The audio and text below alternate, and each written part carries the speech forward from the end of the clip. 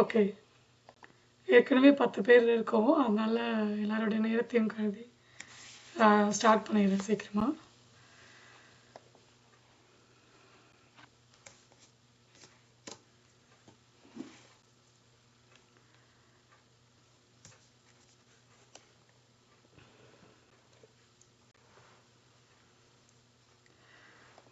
Okay, so today Seva ma'am is not outside, so I'll just give a brief intro and then I'll get started. Welcome, Swaminathan sir. So let's get started as we have a huge audience waiting. So let's, considering their time, we'll get started. Good evening to all of you. This is ReadForte Forum. Every day at 7 o'clock, a presenter will present a book and in any language. This is open to everyone and anyone can participate and present book in this forum in any language. So if you are interested in presenting a book, please reach out to me if you want to get added to the group. So today I'm going to review this book, Think Like a Monk by Shetty. So we'll get started with the book. So this is the book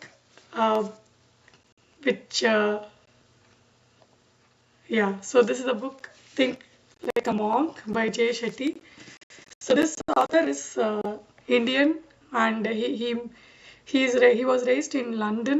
So he has an UK accent. So he has been growing up in London from childhood, and right now he has moved to New York. I think I'm not sure if he's in New York or London, but he has moved to the US.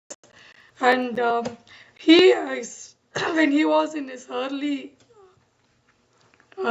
age of adolescent, he attended a workshop, a spiritual workshop of a guru, Gauranga Das, who is a guru from India, who is a spiritual leader.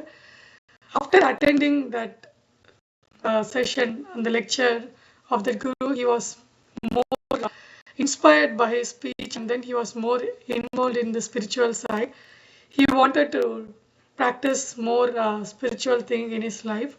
So he visited the ashram in Mumbai, and then he attended few spiritual workshops in Mumbai while he was doing his college and traveling back and forth between London and Mumbai.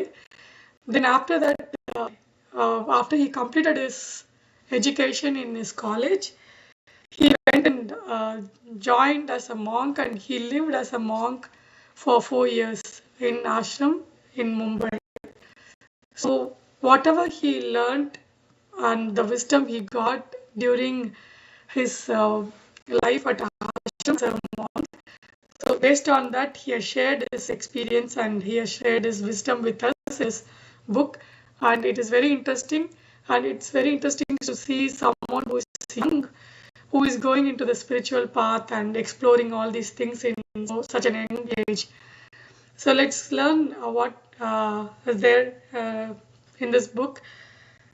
So first, the main purpose of this book is for promoting the inner peace, like how we can be more peaceful and also be more purposeful in our life.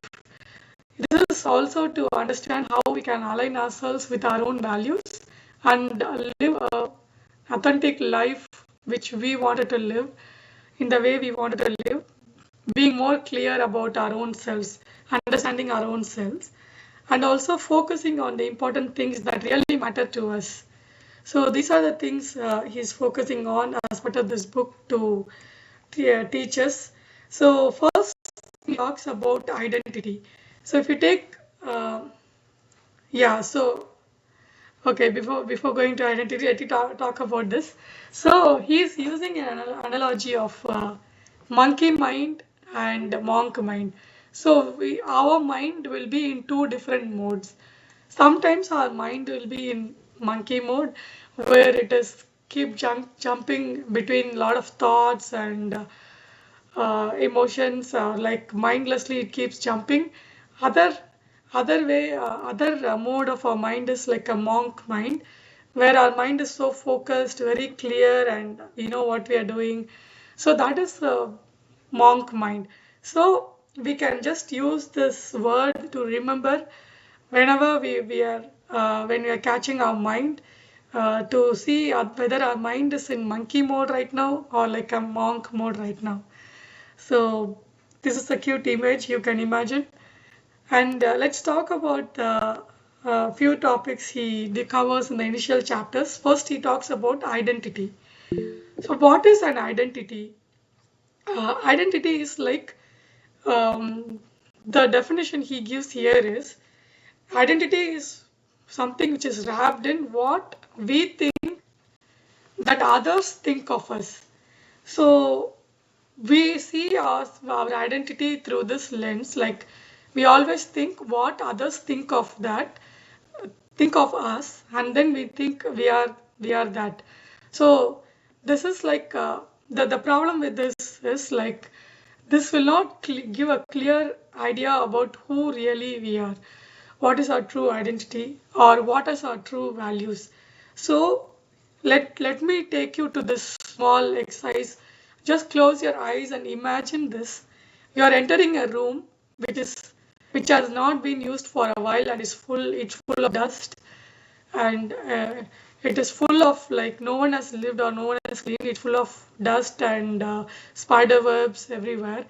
And you're walking through this room and you see a mirror in the room, and the mirror is filled with so much of dust.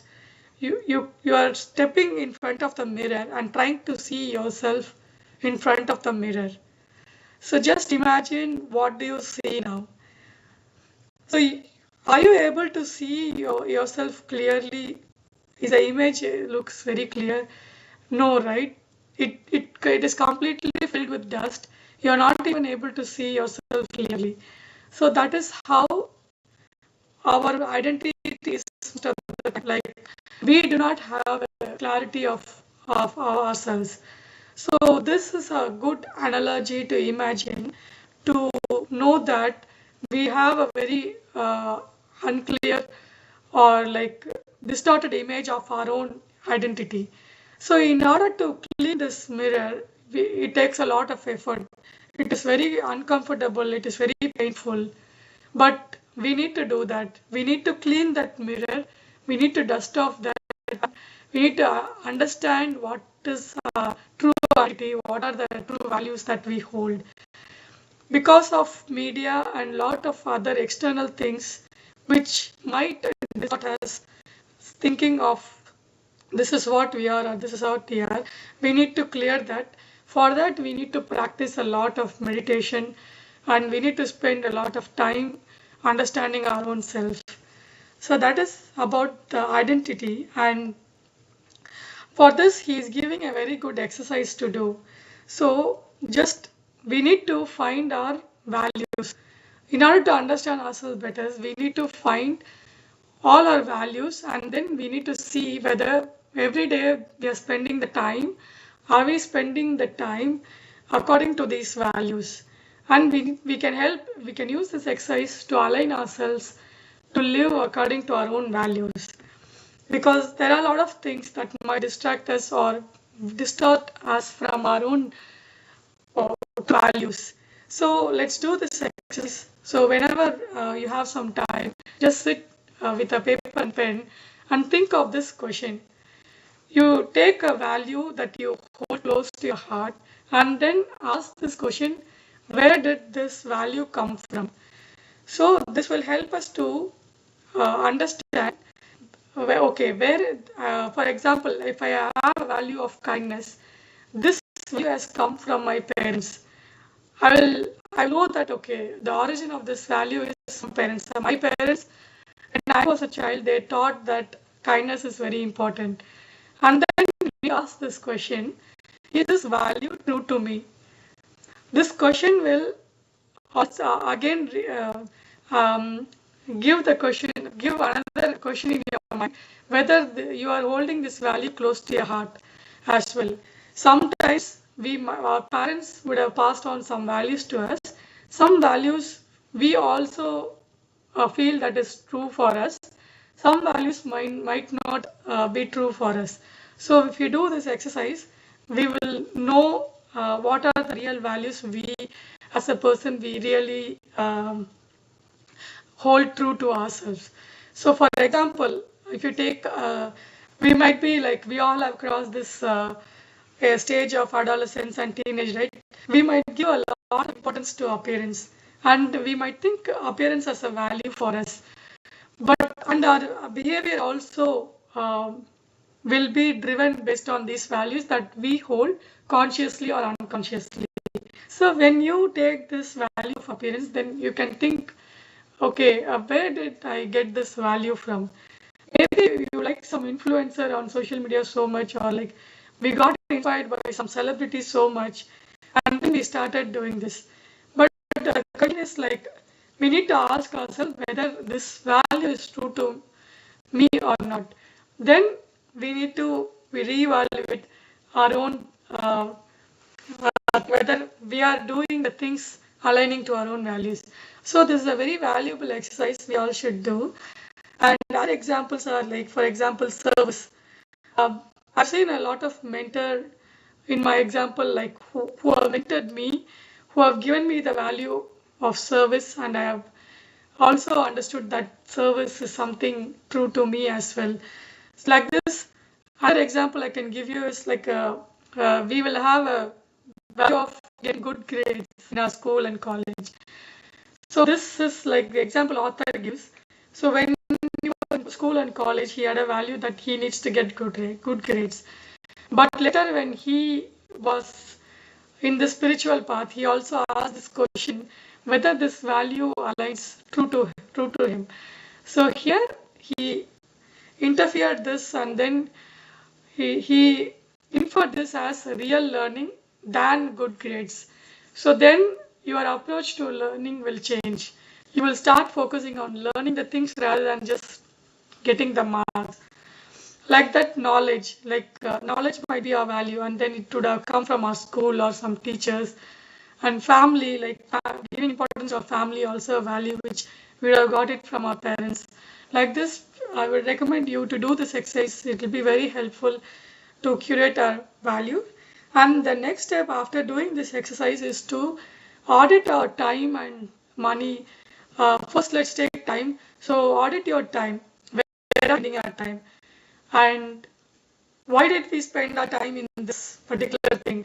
Does this come from any of our values? Does it align with any of our values?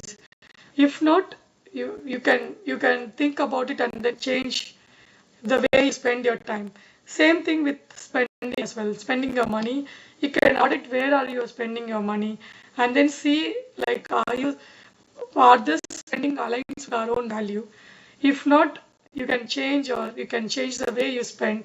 And when you align yourself close to the values, then you'll feel more fulfilled, and you feel the living a life of more authentic life which you wanted to live. So that is a very good exercise to do. Once you have done the exercise of identifying and curating your values and organizing yourselves along towards your values.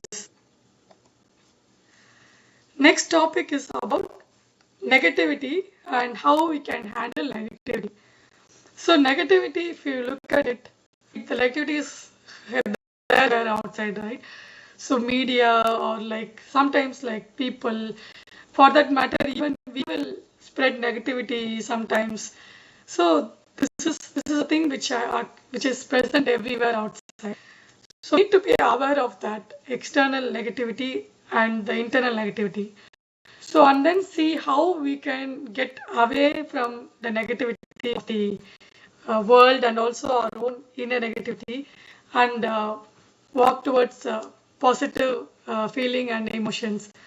So for this, he gives some good tips here for external, how to handle the external negativity. So one thing is to be a neutral observer.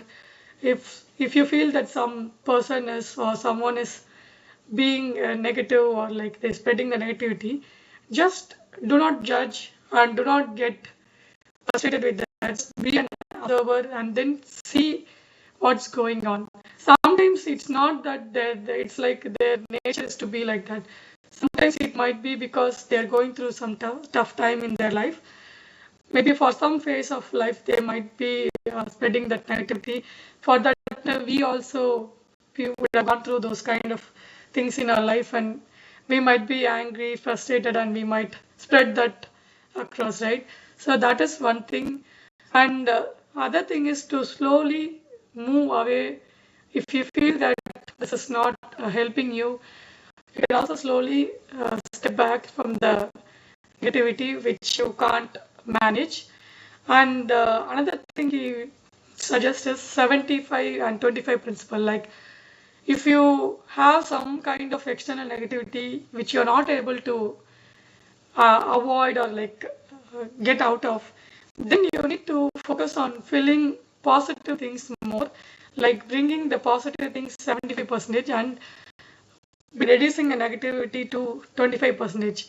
Like for example, if you take the example of people, like if you see you have some people in your life who are giving more negativity, then you need to increase the people who give more positivity for you, so that will help you to balance and be stable.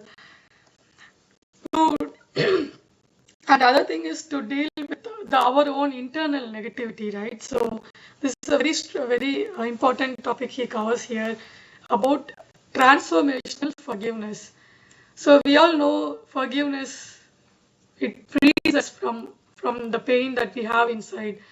So we need to forgive people because we are also not perfect, and sometimes people also might hurt us knowingly or unknowingly. We need to forgive them in order to be more peaceful and calm.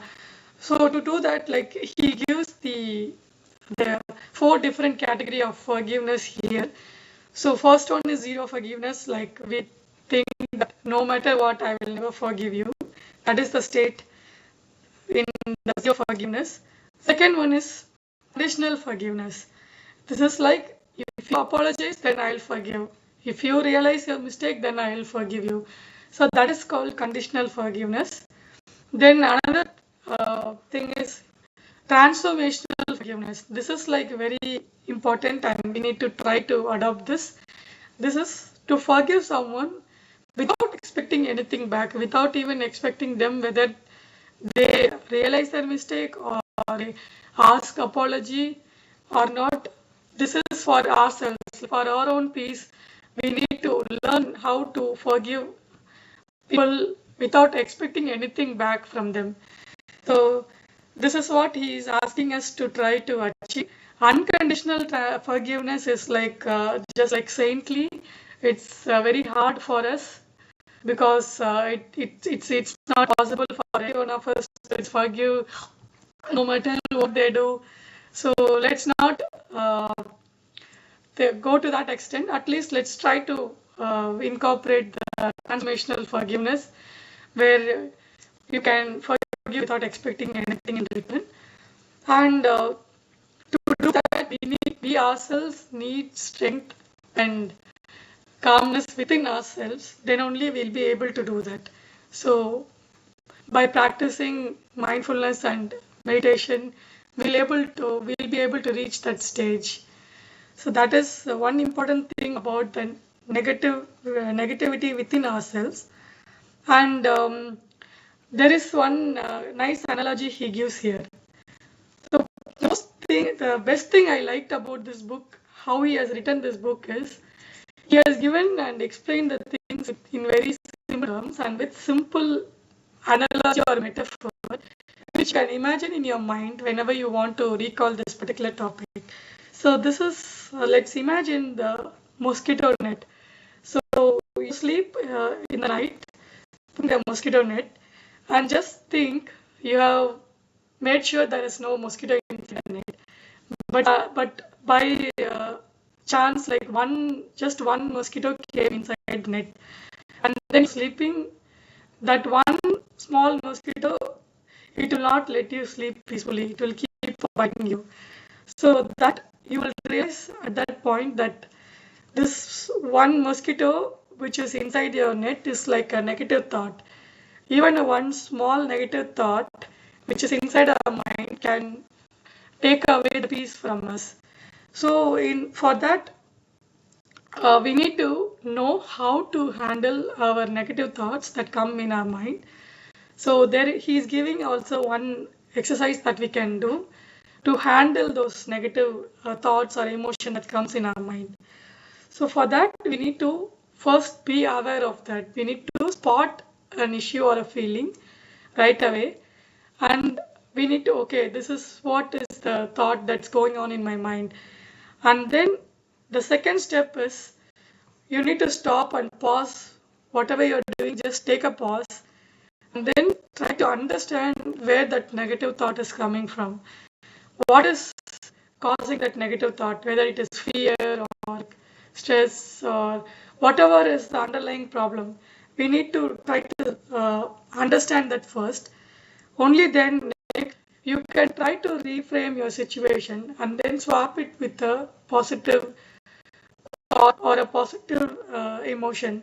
So in order to do that, to replace it with a positive thought, we need to reframe and we need to reframe that situation. We might be looking at in a wrong perspective or a narrow perspective. And we also can follow this technique of self-talk.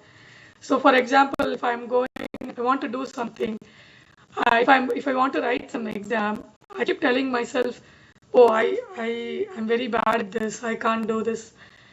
That will not help me to overcome this situation. I need to reframe that those thoughts with positive thoughts by self-talk, like saying, okay, I have put a lot of time in this, I have spent a lot of time working hard studying this, I will be able to do it, I can do it little by little. Like that, we need to replace those with positive thoughts by reframing the way we look at it. So that is one good tip he has shared in this topic. And next chapter he talks about the fear. So why he is talking about all these negative things is like to help us to get out of these, let go of these negative things so that we can move towards positive things in our life. So for next topic is about fear. We always just imagine how we respond to fear, the feeling of fear. We always want to either run away from it or we just uh, fight with it, or we, like, the basic response, stress response that we have, flight or flight, fight or flight, or another thing is freeze. So we respond to fear in these three ways. So, but these three ways will not help us to handle the fear. So what he's telling is like we need to go close to the fear. We need to go closer to the fear. We need to be with the fear, and we have to uncover our fear and accept our fear. So we need to know, okay, I am afraid of this, I am scared of this. We need to accept that. And it is very difficult, it's very uncomfortable, but that is the only way we can handle fear. And next step is being aware of the fear, accepting the fear, and getting close with the fear and digging deep into the fear. For example, he talks about one example of the fear where in the ashram, when Guru was asking him to do, all the monks to do the meditation. So the Guru says, sit in a meditation. He's asking all of them to sit and close their eyes and then take one thing they are afraid of in their life so badly and do meditation on that. So he's asking them to think about that one thing they are so scared of, and then he's asking them to sit with that and think, ask questions. Why am I afraid? Why am I afraid of this? So the monk, our author, when he was doing this meditation, he was trying to recall, like he's going deep and trying to see what is his deepest fear. And for surprise, he's getting the fear of his own exam. and that comes from his childhood. When he in his childhood he goes and attends the exam, he's so scared, and he's that feels like so painful for him. So he took that fear and he started meditating on that fear. And what he discovered from that is he kept asking this question: why am I afraid of this exam? So yes, I need to score a good mark. Then he keeps asking the question again: why I need to score good marks? Because my parents will not be happy if I don't score good marks. So and then finally he understands that he is afraid of letting parents down. The actual fear was not the exam, but the deepest fear was not letting his parents down, because he wants his parents to be happy. So he understood this from this fear, and then whenever he's facing this kind of fear, he's able to uh, talk to his own self in a different framing of fear, and then handling it better. So this is one simple example he has shared in this topic. I closely connected with this particular example because I have also in my childhood, I used to be so afraid of showing my exam mark sheet to my father, because I didn't want my dad to get upset since I didn't score so well. So I can relate this to my own personal experience. And that's how we need to use fear for our own growth. Let's take another good analogy he has shared here. So smoke detector. If you take example of smoke detector, the job of smoke detector is to find if if there is any smoke or fire inside our house, and then it will keep alarming. How do we respond to the smoke detector alarm? We need to go and check our house whether there is some smoke or the fire is there in our house, to ensure our family is safe, right? We will not go and switch off the smoke detector and go back to sleep. But we will right away go and see what is the problem, and we'll try to address it. So that's a good mental image or analogy you can use to connect it with fear. So whenever you are having fear for something, you can connect this with a smoke detector. It is just a smoke detector. It is helping you to solve the problems. So that's a good metaphor for fear. And another beautifully talks about is detachment. Nitya Devi ma'am was telling before we started the session,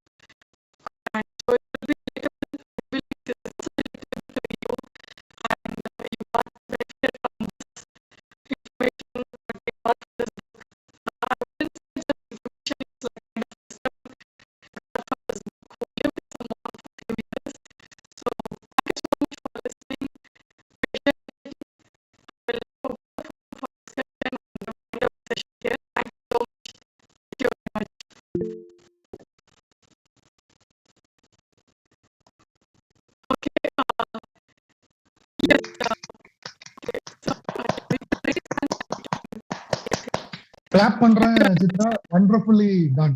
thanks.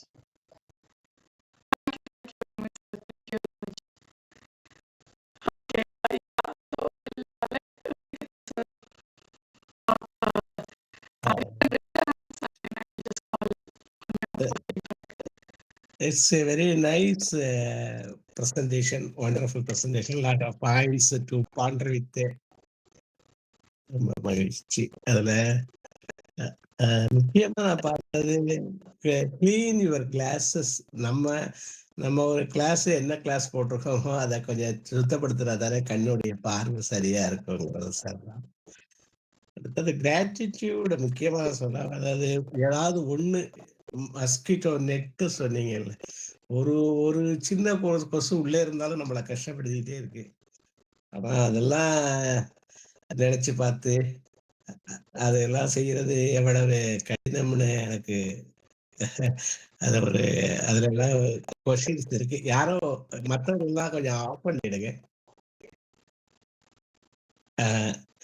அதனால அதுல எல்லாம் சிக்கல் இருக்கு. அப்புறம் முக்கியமா நான் பார்த்தது 4 test சொன்னீங்க. Physical attraction, material attraction, intellectual attraction, emotional attraction, spiritual attraction. Chitra madam, உங்க இதான் மறுபடியும் இது ஆகுதா, எதிரொலிக்குதா? கொஞ்சம் இது பண்ணுங்க, மீட் பண்ணுங்க. இப்ப அப்ப இந்த 5 அட்ராக்ஷன்ஸ் சொன்னீங்க.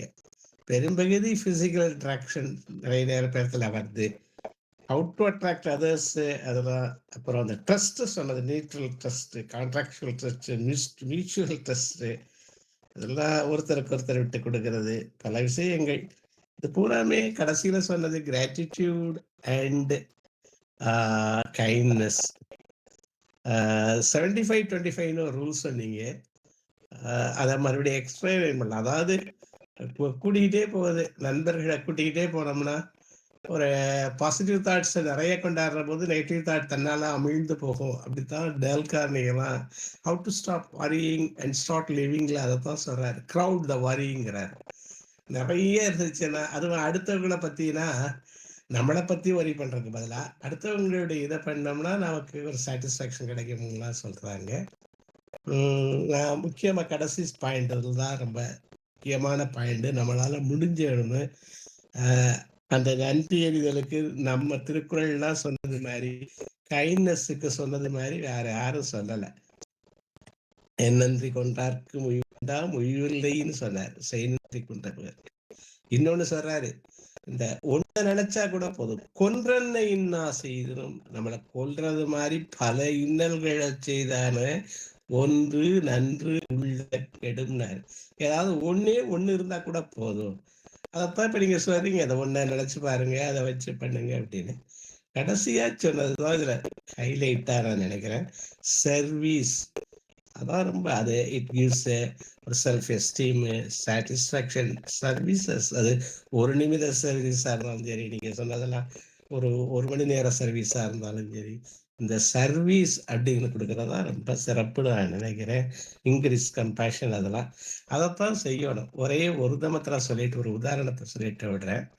அதாவது ஒரு திருமணத்துல அந்த பரிமாறுறதுக்கு ஆள் பத்தலை. நல்லா சமையல்லாம் சமைச்சு வச்சுட்டாங்க, அவங்களால சரியா பரிமாற முடியல. அப்ப அந்த திருமணத்துல மூத்த இவருடைய மூத்த மகளை கட்டிக்கிட்ட சம்பந்தி தன்னுடைய வேட்டியை மடிச்சு கட்டிக்கிது, எல்லாருக்கும் சாம்பார் வாளியை தூக்கிக்குது, எல்லாருக்கும் அவர் சர்வ் பண்ணார்.